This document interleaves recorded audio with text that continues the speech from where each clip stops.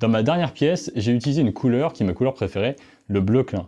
Aujourd'hui, je vais vous raconter son histoire. Yves Klein, qui est un peintre français, cherchait à rendre le bleu aussi fidèle que son pigment de base. Parce que pour faire de la peinture, il vous faut d'un côté un pigment sous forme de poudre et de l'autre un liant.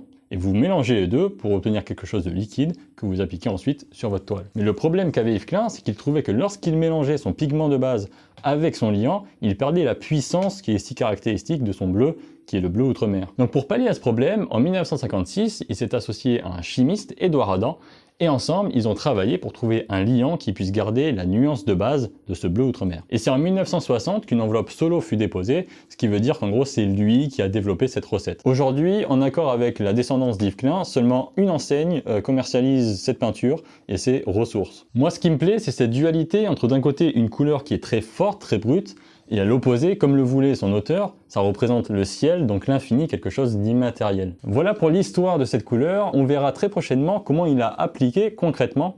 Vous allez voir que c'est très intéressant. À bientôt.